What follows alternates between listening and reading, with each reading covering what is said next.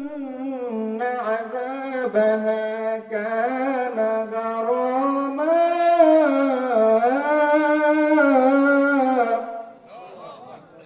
আল্লাহ রাব্বুল আলামিন শিখিয়ে দিয়েছেন, তোমরা আমি প্রতিপালকের কাছে চাও যে তুমি আমাদেরকে জাহান্নামের আগুন থেকে নিবৃত করো, জাহান্নামের আগুন থেকে বাঁচাও, কারণ জাহান্নামের আগুন বড় কঠিন, শাস্তি বড় কঠিন।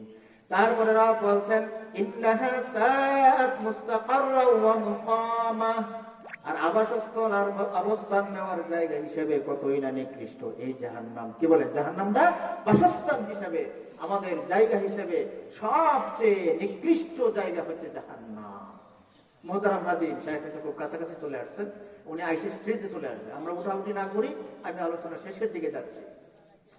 তারপরে রব বলেন والذين إذا أنفقوا لم يسرفوا ولم يقتروا وكان بين ذلك قواما, আর যখন তারা ব্যয় করে তখন অপব্যয় করে না, আর কৃপণতাও করে না, এ দুয়ের মধ্যবর্তী পন্থা অবলম্বন করে। এখন আপনাদেরকে একটু বলি, আল্লাহ কি বলছেন, আল্লাহ পাক যা দিচ্ছে তা থেকে আমাদেরকে ব্যয় করার জন্য বলছে কিনা বলেন? পরিবারের জন্য ব্যয় করা সাদাকা, সুবহানাল্লাহ বলবেন না? আপনার ছেলেকে চকলেট কিনে দিয়েছেন, মেয়েকে একটা কাপড় কিনে দিয়েছেন, স্ত্রীর জন্য বাজার থেকে শাড়ি আনছেন, একটা মার জন্য একটা চাদর আনছেন, শীতের পোশাক আনছেন, ভাইয়ের জন্য জিনিস কিনলেন, পরিবারের জন্য বাজার সদাই করলেন, খাইলেন নিজেরা, কিন্তু রাসূল বলছেন এগুলা সাদাকা, আল্লাহ পাক সাদাকার সওয়াব দান করবেন, সেখানে অপচয় করা যাবে না। মা বোনরা যারা আছেন তারা বিভিন্ন ভাবে অপচয় করে থাকেন, পুরুষরা অনেক কষ্ট করে কামাই রুজি করে যখন ঘরে নিয়ে আসে, আমার মা বোন অনেক আছেন বর্তমান আধুনিক যারা আছেন, তারা অপচয়ের সাথে সবচেয়ে বেশি লিপ্ত আছে না নাই? দেখবেন চাউল বইতে গেছে, চাউল কিছু ফেলায় হয়েছে, এরকম আছে না? মা বোনটা কষ্ট নিয়েন না কেউ, মাছ খাইতে মাছ ফলাইতে গেছে, হেনেও মাছ এক দুইটা পড়ে আছে, সুটকি দইতে গেছে, সেখানে পড়ে আছে, আছে না? এরকম ভাত রান্না করার দরকার, আধা কেজি চাল রান্নলেই চলবে, সেখানে 600 গ্রাম চাল সবসময় রান্নবে, এটা এই মহিলার অভ্যাসই, মানে ভাত উপর দিয়ে, ডেগের উপর দিয়ে, ডেকচির উপর দিয়ে যেতে হবে, আপনি খায়া শেষ করতে পারবেন না, এই ভাত থাকবে, জমা হবে, আবার আপনার এইভাবে জমতে জমতে এগুলার ফালাছাড়া করা, এগুলা করা যাবে?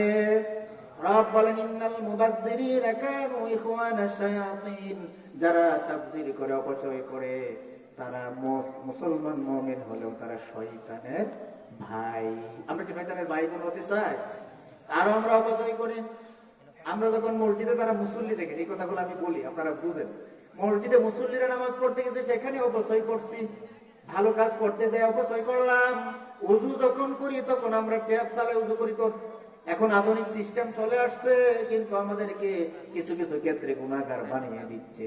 খুব ভালো করে বুঝুন মুসল্লি ভাইয়েরা, এই ট্যাপ যদি আপনি পুরোপুরি সাউন্ড দিয়ে, ভলিউম দিয়ে, চালায়া দিয়ে আপনি আস্তে আস্তে হাত ধুচ্ছেন, মুখ ধুচ্ছেন, আবার হাত ধুচ্ছেন, মাথা মাসাজ করতেছেন, গল্প করতেছেন, পা ধুইতেছেন, আপনি যতক্ষণ ট্যাপ চালায়া রাখলেন, আপনার তো এক বদনা পানি আমাদের ওযুতে লাগার কথা না, কিন্তু এই ট্যাপ চালায় আপনি নিচে একটা বালতি রেখে ওযু করে দেখবেন বালতিটা ভরে গিয়েছে, তাহলে আমার তো যতটুকু পানি ব্যবহার করার আমার কি ন্যায় ছিল, ন্যায্য ছিল, সেই ন্যায্য পানির চেয়েও আমি অনেক গুণ বেশি পানি অপচয় করলাম, এর জন্য আল্লাহর কাছে জবাব দিতে হবে কিনা। এই জন্য আমি মুসল্লি ভাইদেরকে বলি, আপনি যখন ওযুর কাজগুলা করেন, ফরজ সুন্নত কাজগুলা করেন, তখন একটা আদায় করে আপনি বন্ধ করে রাখেন, আর একটা করেন, তারপরে আবার বন্ধ করেন, এইভাবেই করবেন। আর আমাদের আরো বেশি খরচ হয়ে যায় গোসলের মধ্যে, বালতি ভরে আপনি মগ দিয়ে গোসল করেন, সবচেয়ে ভালো। আর শাওয়ার ছেড়ে দিচ্ছেন, তাহলে করেন কম, যতটুকু শরীর ভিজছে সাবান লাগাবেন, তারপরে আবার এই বিষয়, মানে সূক্ষ্ম সূক্ষ্ম বিষয় আমি মাঝে মধ্যে বলি। আপনি যে পানির অপচয় করতেছেন, আমরা যে করতেছি, একজন বিজ্ঞ ইসলামিক স্কলার তিনি বলছেন যে এখন তো কুয়েতের সাথে যুদ্ধ হচ্ছে তেল নিয়ে, কি নিয়ে? তেল নিয়ে। ইরাকের সাথে যুদ্ধ হয়েছে তেল নিয়ে, কিন্তু আগামী পৃথিবীতে একটা যুদ্ধ হবে পানি নিয়ে। যখন এই মানুষ এত পরিমাণ অপচয় করবে পানি, আল্লাহ পাক পানিকে যখন থামাইয়া দিবেন, আটকাইয়া দিবেন, তখন মানুষ পানির জন্য হাহাকার হবে, তখন পানি যেখানে আছে সেই দেশের সাথে যুদ্ধ লাগবে। এই জন্য অপচয় করা যাবে না। এখানে রব বলছেন তুমি ব্যয় করো তোমার সংসারের জন্য, তোমার পরিবারের জন্য, তোমার জীবন পরিক্রমায় যখন যা লাগবে তখন তা ব্যয় করো, কিন্তু অপচয় করতে পারবা না, আবার কৃপণতাও করতে পারবা না। আউসাত, আমার নামে সেটা দেখেন আউসাতি লেখা আছে, আতাউর রহমান আউসাতি। এটা ইসমাইল হোসেন মুফিজি সাহেব দিচ্ছেন আর কি। এটা আমাদের সংগঠন আছে একটা কিশোরগঞ্জে, Al Awsat Islamic thought and research centre. উনি ওনার একজন উস্তাদুল্লাহ আলেম মুখ থেকে বের করছেন, আমি লাগাইছি। মানে মধ্যম পন্থা আমাদেরকে অবলম্বন করতে হবে, ঠিক কিনা বলুন? বেশিও খরচ করা যাবে না, আবার কৃপণতাও করা যাবে না। এটা কে নিষেধ করেছেন? আল্লাহ নিষেধ করেছেন। আমি আপনাদেরকে আরেকটা বলি, পান খান না অনেকেই তো আমাদের পানের অভ্যাস আছে না? আমি দেখি পানের মধ্যে যতটুকু আপনার সুপারি প্রয়োজন, মাসালাই যাচ্ছি না, ততটুকু না নিয়ে বেশি নিলাম। চুন প্রয়োজন যতটুকু, তার চেয়ে অনেক গুণ বেশি চুন নিয়ে পানটা খায়া পরে চুনটা ফালাই দেয় না। চুন কি মাংনা আসছে না টাকা দিয়ে কিনে লাগবে? আপনি হয়তো 5 টাকা বা 10 টাকা দিয়ে পানির খিলি কিনছেন, কিন্তু যেই বেচারা আপনার কাছে বিক্রি করতেছে তার চুন তো একসময় শেষ হবে। বেশি বেশি যখন দিতে থাকবে দ্রুত শেষ হবে না, তাহলে ওই চুনটুকু অপচয় করলাম কিনা বলেন? অপচয় করলাম তো, অপচয় করলাম। এই জন্য সূক্ষ্ম সূক্ষ্ম থেকে আমার কাপড় দরকার 2 জোড় 3 জোড় 5 জোড়া হলেই চলবে। মা বোনরা এটা বেশি করে থাকেন, মার্কেট করতেই থাকবেন, স্বামীকে একেবারে কাহিল বানায় ফেলে। এরকম আছে না বোন আমাদের বর্তমান? দেখবেন যে আপনার সুযোগ পাইলেই স্বামীর পকেটে টাকা দেখলেই স্ত্রীরা মাথা গরম হয়ে যায়। ও কালকে মার্কেটে জঙ্গল লাগবো, কোন দিন লাগবো, কালকে দেরি করুন যেত না, কারণ পকেটে টাকাটি এখন আছে, যদি অন্যদিকে শেষ হয়ে যায় তাহলে মার্কেটটা গরম হবে না। মার্কেটে গিয়েও মা বোনরা এখন যে অবস্থা, কিশোরগঞ্জের অলিতে গলিতে মার্কেটে তেরে পড়তি, হাঁটার জায়গা নাই, বড়বাজার হাঁটা যাই বলেন, কি অবস্থা, কি অবস্থা হয়েছে। এই জন্য মোহতারাম হাজিরিন, মার্কেট করুন, কিন্তু আপনার যতটুকু প্রয়োজনের বাহিরে করবেন না।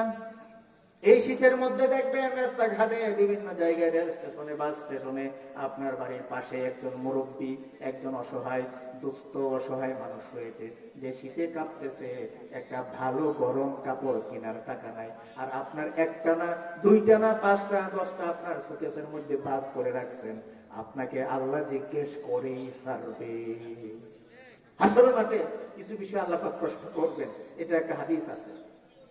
রাত সেদিন বলবেন, আমি তো বস্ত্রহীন ছিলাম, তুমি আমাকে কেন বস্ত্র দাওনি? হাদিসে এসেছে, সম্ভবত হাদিসে করছি, আমাকে কেন বস্ত্র তুমি দাওনি? তখন আমরা আল্লাহকে বলবো, হে রব, তোমার তো বস্ত্রের প্রয়োজন নাই, কাপড়ের প্রয়োজন আল্লাহর আছে নাকি বলেন? আমরা বলবো, হে রব, তোমার তো কাপড়ের কোনো প্রয়োজন নাই। রব বলবে, আমাকে দেওয়ার জন্য বলি নাই, আমাকে কেন দিবে? তোমার বাড়ির পাশে, তোমার মহল্লায় তো বস্ত্রহীন মানুষ ছিল, এই গরিব, এই অসহায়, সেই মানুষটি শীতের কাঁপুনিতে কাঁপতেছিল, তুমি তাকে যদি দিতে তাহলে আমি আল্লাহকে দেওয়া হতো। সুবহানাল্লাহ। আমি তো তৃষ্ণার্ত ছিলাম, তুমি আমাকে কেন পানি পান করাওনি? তখন মানুষ বলতে থাকবে, হ্যাঁ রব, তোমার তো পানি খাওয়ার প্রয়োজন হয় না। তখন আল্লাহ বলবেন, তোমার পাশে একজন তৃষ্ণার্ত ব্যক্তি ছিল, তাকে যদি তুমি পানি পান করাইতে তাহলে আমি আল্লাহকেই পান করানো হতো। আল্লাহ বলবেন, আমি তো অসুস্থ ছিলাম, এরকম ভাবে বলতে থাকবেন। এই জন্য মুহতারাম হাজিরিন, আপনার আমার যদি গরম কাপড় অতিরিক্ত থেকে থাকে এই শীতের মধ্যে, তাহলে 2-1টা কাপড় আমার বাড়ির পাশের যারা অসহায় দুস্থ এতিম মিসকিন আছে, তাদেরকে, মুরব্বী অসুস্থ, তাদেরকে দিয়ে দিব ইনশাআল্লাহ। আল্লাহ পাক হয়তো এইটাকে উসিলা করে আপনি আমাকে মাফ করে দিতে পারেন, পারেন কিনা বলেন? এই জন্য মুহতারাম হাজিরিন, আল্লাহ পাক বলছেন, ওয়াল্লাযীনা ইযা আনফাকু লাম ইউসরিফু ওয়া লাম ইয়াকতুরু ওয়া কানা বাইনা যালিকা কাওয়ামা। তোমরা খরচ করবে কিন্তু অপচয় করবে না, আবার কৃপণতা করবে না। কিপটা আছে না নাই বলেন? ব্যয় আসছে, রাস্তায় দেখা হয়েছে ব্যয়ের সাথে, বলতেছে ব্যয় এখনো সূর্য ডুবছে না, বিলটা থাকতে থাকতে বাড়িতে যেতে পারেন না, আন্দালে থাকতে নাই, এরকম আছে না? আপনারা কষ্ট নেবেন না, এরকম কিন্তু অনেক সময় হয়। বন্ধুর সাথে দেখা হয়েছে যে এখনো বিলটা আছে, যে কয়টা বাজে যাইতার বাইন তাকে থাকতে নাই, এরকম কিন্তু একটা হাত আমরা দিই। তাহলে বোঝা গেল এখানে তারা আসলেই আমি মেহমানদারি করার উদ্দেশ্য বলি নাই, এটা হইল শুধুমাত্র মুখের ভালোবাসাটা ঠিক রাখার জন্য। কথা বলেন ঠিক কি না? এই জন্য কৃপণতা করা যাবে না, আর আল্লাহর রাস্তায় বেশি বেশি করে দান করতে হবে। আল্লাহর রাস্তায় বেশি দান করতে হবে। আল্লাহর রাস্তায় যত দান করব, যা রেখে যাব, এই সবগুলাই আমাদের সাথে হাসরে যাবে, কবরে যাবে, ফুলসেরাতে যাবে, জান্নাত পর্যন্ত কাজে লাগবে। আমরা মরে যাব, আমাদের সমস্ত আমলের দুয়ার বন্ধ হয়ে যাবে, কিন্তু সদকাতুল জারিয়া সেটা বন্ধ হবে না। রাসূল বলেন 3টা কাজ তোমাদের যদি দুনিয়াতে করে যেতে পারো, তাহলে মৃত্যুর পরেও কবরে তোমরা সব পাইতে থাকবে। এর মধ্যে একটা হচ্ছে সদকায়ে জারিয়া। আরে বাবা, আপনার যে এত টাকা পয়সার মালিক, আপনার এত পোশাক আশাক, আপনার এত বালাখানা, সুন্দর সুন্দর বাড়ি ঘর, সব ঠিক আছে, কিন্তু আপনি যেদিন মরে যাবেন একটাও আপনার কবরে আপনার সাথে যাবে না। আমাদের একটা ব্যাংক আছে, পরকালের একটা ব্যাংক আছে আমাদের, সেই ব্যাংকে আমরা যদি জমা করে মৃত্যুবরণ করতে পারি, তাহলে আমাদের সেই ব্যাংক থেকে সেদিন আমরা টাকা উঠায় সব উঠায় আল্লাহর সামনে হাজিরা দিয়ে ইনশাআল্লাহ জান্নাতে যেতে পারবো। তো ইনশাআল্লাহ, কি বলেন? এই জন্য মুহতারাম হাজিরিন, আমরা যখন খরচ করব তখন অপচয় করব না, আবার কৃপণতাও করব না। অপচয় করলে শয়তানের ভাই হতে হবে, আর কৃপণতা করতেও আল্লাহ রাব্বুল আলামিন নিষেধ করেছেন। এই জন্য আমরা মধ্যম পন্থায় চলবো। আমার টাকা খুব বেশি আছে, এই জন্য মানুষের সামনে বেশি বাহাদুরির প্রয়োজন নাই। প্রথমেই তো বলছি নম্রভাবে, কি ভদ্রভাবে চলাফেরা করতে হবে। মুহতারাম হাজিরিন, তারপরে রব্বুল আলামিন পরের আয়াতে বলেন, والذين لا يدعون مع الله إلها آخر ولا يقتلون النفس التي حرم الله إلا بالحق ولا يزنون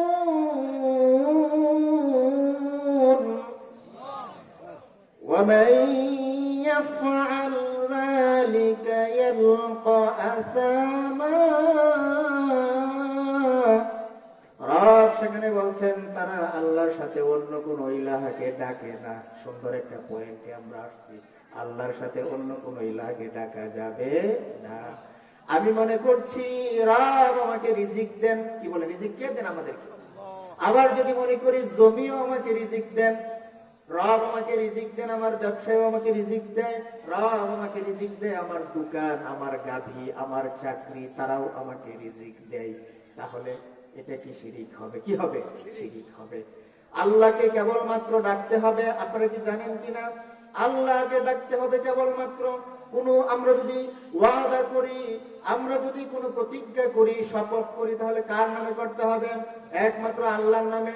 অনেক সময় সন্তানের মাথা ছুঁয়ে আমরা শপথ করি, আমরা অমুক বাবার নাম নিয়ে শপথ করি, কোরআন নিয়ে শপথ করি। না না না, একমাত্র শপথ করলে, কসম করলে আল্লাহর নামেই করতে হবে। আল্লাহ আরো বলে দিয়েছেন, শুধু তাই না, যদি কোনো পশু আমি আল্লাহ ছাড়া কারো নামে জবাই করা হয়, তাহলে সেই পশুর গোশত খাওয়াও তোমাদের জন্য জায়েজ হবে না। এই জন্য আমরা অনেক সময় আমাদের অনেক বন্ধু ফ্রেন্ড সার্কেল আছে, হিন্দু আছে না, অন্যান্য ধর্মের, তাদের বিবাহ শাদী বিভিন্ন আয়োজনে আমাদেরকে দাওয়াত দেন। সেখানে যখন যাব, অথবা শহরের আমরা যখন হোটেল গুলাতে খাবার খাই, কোন হিন্দু হোটেলে গেলে, হিন্দু বাড়িতে গেলে আগে যাচাই করে নেবেন মাংস খাওয়ার আগে, এটা জবাই করার সময় আল্লাহর নাম নেওয়া হয়েছিল কিনা। আল্লাহকে ডাক না দিয়ে যদি জবাই করা হয়ে থাকে, এটা কোনো মুসলমানের জন্য খাওয়া জায়েজ হবে।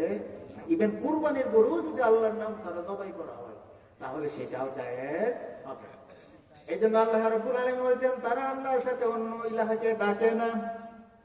একমাত্র তখন যারা 360টা ইলাহকে ডাকতো, কয়জনকে ডাকতো? আরবের কাফেররা 360টা মূর্তিকে তারা পূজা করতো, আর্চনা করতো, ডাকতো। কিন্তু আমরা একমাত্র কাকে ডাকবো? যিনি আমাদের রব। প্রতি ওয়াক্ত নামাজে যাকে ডাকি, আলহামদুলিল্লাহি রাব্বিল আলামিন আর রহমানির রহিম মালিকি ইয়াউমিদ্দিন। আলহামদুলিল্লাহি রাব্বিল আলামিন। রব আমাদেরকে। আপনি যদি রব আল্লাহ এটা ঘোষণা দেওয়ার পর এটার উপর ইস্তিকামাত থাকতে পারেন, প্রতিষ্ঠিত থাকতে পারেন, মজবুত থাকতে পারেন, তাহলে পুরস্কার আছে না নাই?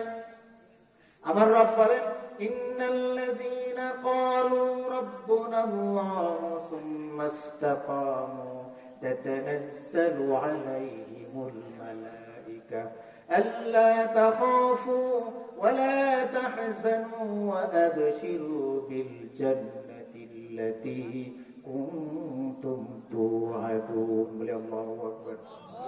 কেউ যদি ঘোষণা দেয় রব আল্লাহ, কে আমাদের রব? কে? আল্লাহ। তাতে আমাদের জন্য কোনো ভয় নেই, আমাদের জন্য কোনো চিন্তা নাই। আল্লাহ পাক আমাদের জন্য ওয়াদা করছেন জান্নাতে। মুহতারাম হাজিরিন, তাহলে ডাকতে হবে কেবলমাত্র আল্লাহকে। কাকে ডাকতে হবে? ইলাহ হিসাবে, রব হিসাবে, উপাস্য হিসাবে একমাত্র আল্লাহকে আমরা ডাকবো, আর অন্য কাউকে ডাকবো না। তারপরে আর যথার্থতা ব্যতীত কোনো প্রাণ হত্যা করে না। মানুষ মারে হলো না এখন? হাদিকে মাত্র মারছে তো, কি কারণ ছিল? শরীফ উসমান হাদি রাহিমাহুল্লাহ, আল্লাহ পাক তাকে জান্নাতের উঁচু মাকাম দান করুন, বলে আমিন। ইনসাফের বাংলাদেশ চেয়েছিল, আর কিচ্ছু না। তার নিজের কিছুই চাওয়ার ছিল না। তাকে অনেক অফার করা হয়েছে, অনেক কিছুর অফার করার পরেও তার নীতিতে, আদর্শে, বলিয়ান থেকে একটি ইনসাফপূর্ণ বাংলাদেশ প্রতিষ্ঠার স্বপ্ন দেখছিল, তাকে হত্যা করা হয়েছে। আল্লাহ রাব্বুল আলামিন বলছেন, অন্যায় ভাবে প্রয়োজন ছাড়া কাউকে হত্যা করা যাবে না। একজনের রক্ত আরেকজনের কাছে হারাম। কি হারাম? রক্ত প্রবাহিত করতে পারবেন না, কাউকে অন্যায় ভাবে হত্যা করা যাবে না। আমাদের এই 54 বছরে বাংলাদেশে অন্যায় ভাবে কত শত শত হাজার হাজার হত্যা হয়েছে, তার কোনো হিসাবই নাই। শাপলা চত্বরে কি হত্যা করা হয়েছিল? অনেক হাফেজ আলেম, তাদেরকে নিষ্পেষিত করা হয়েছে। আজ পর্যন্ত সঠিক হিসাব খুঁজে পাওয়া যায় না। আপনারা কি জানেন, এখনো ঢাকায় অনেকে যায়, অনেক অনেক অভিভাবক, মাতা পিতা সংসদ ভবনের আশেপাশে বিভিন্ন জায়গায় যেখানে কবর দেওয়া হয়েছে, এখানে গিয়ে কাঁদে, আর এই মাটির উপর দিয়ে হাঁটে, আর নিজের সন্তানকে খুঁজে, হায় আল্লাহ, আমার সন্তানরা মানে কোন কবরে আছে, কোন কবরে মানে আছে। এইভাবে নিঃশেষ করে দেওয়া হয়েছে। আল্লাহ নিষেধ করেছেন, এইভাবে তোমরা হত্যা করতে পারো না, হত্যা করা যাবে না, আল্লাহ নিষিদ্ধ করেছেন। আর তারা ব্যভিচার করে না।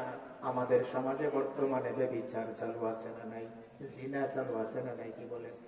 আমাদের প্রথম জিনা তো চোখ দ্বারাই শুরু হয়, তারপরে অন্তরের দ্বারা, তারপরে বাস্তবতায় এটা নিমজ্জিত হয়। যুবক ভাইয়েরা, আমরা যে মোবাইলটা চালাই, এই মোবাইল বর্তমানে জিনার জন্য সবচেয়ে বড় আমাদের জন্য সহায়ক। জিনার জন্য, জিনা সংক্রান্ত যত গুনাহ আছে, সবচেয়ে বেশি সহায়তা করে এই মোবাইল ফোন, এই ডিভাইসটি। এই ডিভাইসটি যদি আমরা পজিটিভলি ইউজ করতে পারি, তাহলে এটাকে উসিলা করে আল্লাহ জান্নাত দিতে পারেন।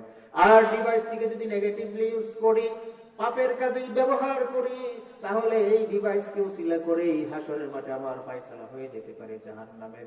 এজন্য সাবধান, সাবধান। আমরা এই ব্যভিচারে লিপ্ত হতে পারবো না, ব্যভিচারে লিপ্ত হওয়া যাবে না। আল্লাহ রাসূল কি বলেছেন জানেন? শুনেন, দুটো জিনিসের গ্যারান্টি যদি দিতে পারেন, আমি রাসূল তোমাদের জন্য জান্নাতের গ্যারান্টি দিলাম। সুবহানাল্লাহ। দুটো জিনিস কি? দুটো জিনিসই দুইটা জায়গায় অবস্থান আমাদের শরীরের। একটা হচ্ছে দুই চুয়ালের মাঝের আমাদের যে জিহ্বা, সেই জিহ্বার গ্যারান্টি। আর দুই উরুর মাঝখানে আমাদের যে লজ্জাস্থান। রাসূল বলেছেন, এই দুইটা জিনিসের গ্যারান্টি তোমরা যদি আমি রাসূলকে দিতে পারো, আমি রাসূল নিজে তোমাদেরকে জান্নাতের গ্যারান্টি দিব। সুবহানাল্লাহ। আর দেখবেন, পাপ যত হয় এই দুইটার দ্বারাই বেশি হয়ে থাকে। আমরা মিথ্যা বলি, মানুষের গীবত করি, অন্যায় করি, জুলুম করি, যা কিছু করি, কাউকে গালি দেই, কারো নামকে কটাক্ষ করি, যত কিছু করি, খারাপ পরামর্শ করি, আমাদের এই জিহ্বা জড়িত। আর যখন মানুষ জিনায় লিপ্ত হয়, তখন লজ্জাস্থান জড়িয়ে যায়। আর এই দুই জিনিসের গ্যারান্টি নাই। রাসূলও বলছেন, তোমাদের ব্যাপারে আমার কোনো জান্নাতেরও গ্যারান্টি নাই। তাহলে যুবক ভাইয়েরা, খুব সতর্ক থাকতে হবে। অনেক যুবক ভাইয়েরা আবার হুজুরের মাসলা জিগায়। কালকে পরশুদিন বলছিলাম, মাসলা কি জিগাই জানেন? হুজুর, এই যে পরনারী, এখন তো পরকিয়া আছে না নাই? কি বলেন, পরকিয়া কম না বেশি? আমার মা বোনরা অনেকে শুনে রাগ পেতে পারে, গ্রামে একটু কম, শহরে অনেক বেশি পরকিয়াটা। আমাকে অনেক সময় বলে, শুনেন, গার্ডিয়ান যারা আছে, হুজুর, আমার মেয়েটাকে কিশোরগঞ্জ মহিলা কলেজে বা পৌর মহিলা কলেজে ভর্তি করাইছি, মহিলা হোস্টেলে থাকে, খুব সিকিউরিটি, একবারে সিসিটিভি ক্যামেরা সব আছে, কোনো টেনশন নেই। আমি তারা আস্তে আস্তে জিগাই, বাজান, আপনার মেয়ের হাতে কি এরকম একটা মোবাইল আছে? ও আছে। আমি তাহলে পুরো দুনিয়াটাই আপনার মেয়ের কাছে আছে না নাই? হ্যালো, অমুক জায়গায় যান, তুমি অমুক জায়গায় এসে পড়ো, আছে না নাই? আমি আসি। মেয়ে কইতেছে প্রাইভেটটা বই দিয়ে 1 ঘন্টা লাগে, 3 ঘন্টা পরে বাসায় ফিরছে, অসুবিধা আছে? কত সুযোগ সুবিধা আছে। এই মোবাইলটা আমাদের মা বোনকে, অবিবাহিত যুবক ভাইদেরকে তো শেষ করেছেই, বোনদেরকে জীবন শেষ করেছে। আর যারা বিবাহিত পরিবার, কত পরিবার যে নষ্ট করেছে এই মোবাইল ফোন, তার কোনো হিসাব করে শেষ করা যাবে না। এই জন্য সাবধান, মোবাইল ব্যবহার করবেন। যত কিছু আমরা ব্যবহার করব সব আল্লাহর হুকুম অনুযায়ী ব্যবহার করব, তাহলে আমাদেরকে বিপদ আপদ পাবে না ইনশাআল্লাহ।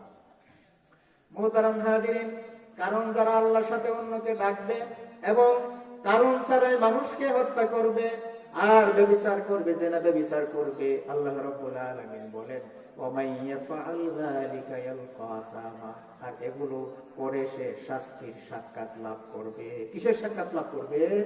শাস্তি। শাস্তি কোথায় হবে? জাহান্নামে। কোথায় হবে? জাহান্নামে শাস্তি লাভ, সাক্ষাৎ লাভ সে করবে। এই জন্য যুবক ভাইদেরকে আমরা যারা আছি, আমরা সবাই সতর্ক থাকবো জাহান্নামের এই শাস্তির সাথে যেন আমাদের সাক্ষাৎ না মিলে। মুহতারাম হাজিরিন, তারপরে রব্বুল আলামিন বলছেন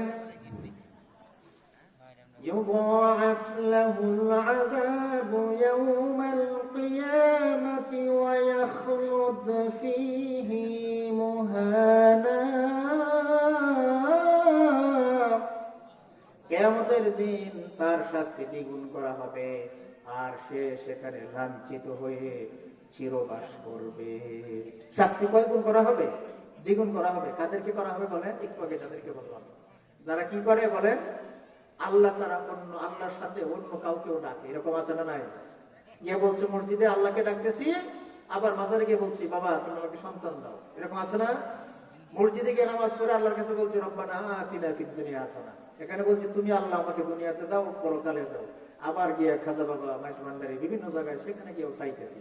মুরুখ নিয়ে যায়, বিভিন্ন খাসি নিয়ে যায়, গরু নিয়ে যায়। আপনাদের এলাকা থেকে নাও যেতে পারে, আমাদের এলাকা থেকে বিভিন্ন সময় যায়। আমি ওই দিন একজনকে রাস্তায় পাইছি, আমি চিনি তাকে। দুইটা মুরুখ নিয়ে যাচ্ছে, এক জায়গায় গিয়ে ইয়া দিবে, কবরে রেখে আসবে। এটা কি জানি বলে আমরা মান্যত করে না, মান্যত। তাই আমি বলছি আমার দিয়ে দাও, আমি খাই গেলি পরে আমার যা হইব কোনো আপনাকে দেওয়া যাবে না বললাম। আমি তাহলে কোন কবরে দিব আমার বলো, আমি যাই সাথে গিয়ে ধরে নিয়ে আসি, দেশি মুরুখ জবাই করে খাই ফেললাম। তুমি তো চাইলে দিতেছ, শেয়ালে খাইবে নাহলে কুকুরে খাইবে, কি বলেন? মান্যত করতে হবে কার নামে? আল্লাহর নামে। কোথায় করবেন? আল্লাহর ঘরে মান্যত করবেন, অন্য কোথাও মান্যত করা যাবে না। আর একটা শিরিক আমাদের কিশোরগঞ্জে চালু আছে, সেটা হইল কোথায়? পাগলা মসজিদ। ওই যে অনেকেই কুহু হুজুর আজকে কি বলে, পাগলা মসজিদে সরাসরি শিরিক চালু আছে। আমি নিজ চোখে দেখেছি। হিন্দুরাও যাও, হিন্দুরা মসজিদে যায় মানে খ্রিস্টানরা মসজিদে যায়, অন্য ধর্মের লোকেরা মসজিদে যায়। আমি একদিন যাইলাম, আমার এক বন্ধু, ওই যে মুফতি কারি সফিউল্লাহ, আপনারা চিনেন, অনেক বড় ভাইরাল বক্তা, উনি পাইছেন আমার খুব আগে থেকেই তার কাছে খুব গভীর সম্পর্ক। আজকেও কতক্ষণায় কথা হয়েছে। পরে উনি বললেন চলেন একটু ওইদিকে যাই। গিয়া পাগলা মসজিদের সামনে বসলাম। কয়েকজন ভিতর থেকে হুজুর বাইরে গেছে, দেখি ওই যে হিন্দুরা এইদিকে যেখানে দেখে না সীতা আর কি থাকে এরকম। আমি বললাম ভাই দেখেন তো কি অবস্থা। কোন এখানে হিন্দুরা আসতেছে তো, আচ্ছা হিন্দুরাও সন্তান চাই, হিন্দুরাও ব্যবসায় উন্নতি চাই। আরে বাবা এটা মসজিদ, এটা আল্লাহর ঘর, ইবাদতের স্থান। এই মসজিদের কাছে